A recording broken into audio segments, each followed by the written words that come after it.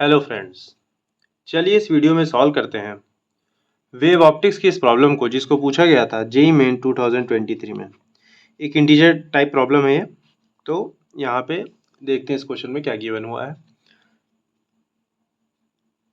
तो क्वेश्चन में दिया है shown in figure in Young's double slit experiment a thin plate of thickness 10 micrometre and refractive index 1.2 is inserted in front of slit S1। तो ये actually में concept है YDSE में, जब किसी भी स्लिट के सामने कोई स्लैब इंसर्ट कर दिया जाता है या थिन प्लेट इंसर्ट कर दी जाती है, उस कॉन्सेप्ट पे क्वेश्चन है। तो इस स्लिट S1, यहाँ पे स्लिट S1 दी थी, ये S2 दी हुई थी और S1 के सामने एक प्लेट रख दी है और इस एक्सपेरिमेंट को एयर में कंडक्ट कर रहे हैं और मोनोक्रोमेटिक लाइट यूज़ कर रहे हैं। वेवलेंथ दे रखा है हमको 500 नैनोमीटर। अब इस प्लेट की वजह से जो सेंट्रल मैक्सिमा है वो शिफ्ट हो गया है। भाई बोल रहा है कि x times B not distance central maxima shift हो गया है। और बीटा नॉट क्या है? बीटा नॉट है fringe width before the insertion of plate. मतलब जब यहाँ पे प्लेट नहीं लगाई थी तो फ्रिंज विथ थी बीटा नॉट। अभी क्या हो गया? Central maxima x times beta not shift कर गया है। अभी क्या होगा? हमसे x की वैल्यू पूछ रहा है। ठीक है, तो देखिए इस कॉन्सेप्ट को समझते हैं। अगर यहाँ पे स्लिट नहीं होती, देखिए अगर यहाँ पे स्लिट नहीं होती तो हमको सेंट्रल मैक्सिमा कहाँ मिलता है? हमको सेंट्रल मैक्सिमा यहाँ कहीं मिलता है, पी पॉइंट पे ही मिलता है एक्चुअली में, क्योंकि पी पॉइंट पे जितना डिस्टेंस ये S1 प्लेट S1 से जो वेव चली है और जो S2 से वेव चली है, दोनों के बीच का पाथ डिफरेंस 0 होता है पी पॉइंट पर। यहाँ पे हमको सेंट्रल मैक्सिमा मिलता। बट अगर मैंने S1 के सामने यहाँ पे स्लैब लगा दी है तो यहाँ से जो वेव चलेगी उसको ज़्यादा डिस्टेंस चलना पड़ेगा। तो कहीं इधर कहीं सेंट्रल मैक्सिमा यहाँ कहीं शिफ्ट हो जाएगा, इधर कहीं किसी भी जनरल पॉइंट पे कहीं पे शिफ्ट हो जाएगा मान लीजिए। तो ये जो शिफ्ट होता है, ये शिफ्ट जो होता है वो होता है μ-1 इंटू टी और capital D by small D. ये होता है, this is the shift in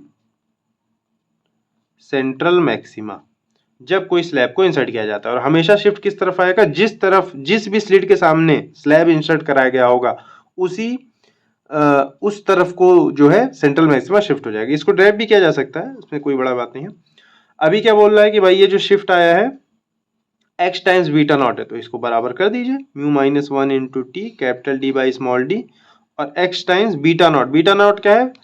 fringe with जब प्लेट इंसर्ट नहीं करी थी, जब प्लेट इंसर्ट नहीं करी थी तो भाई फ्रिंज विथ रही होगी lambda capital D by small D, यही फ्रिंज विथ रही होगी।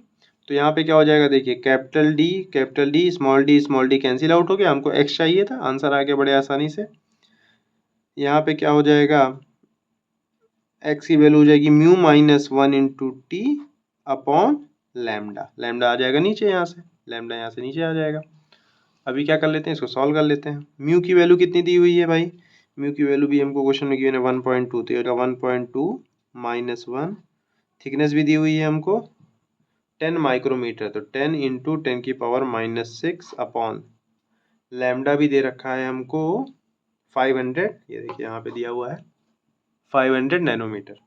तो 500 इंटू 10 की पावर -9 ये आ गया हमारा। इसको सॉल्व कर लेते हैं, बस हमारा आंसर आ जाएगा। 1.2 -1 इज 0.2 इंटू 10 की पावर -5 और ये हो जाएगा 5 इंटू 10 की पावर -7 और ऊपर जा करके हो जाएगा 10 की पावर 7। नीचे हो जाएगा 5 इंटू 10 की पावर -7, ऊपर जा करके 10 की पावर 7 हो जाएगा। इसको मैं लिख सकता हूँ 10 की पावर 2, तो ये हो जाएगा 220 हो जाएगा, सॉरी 20/5।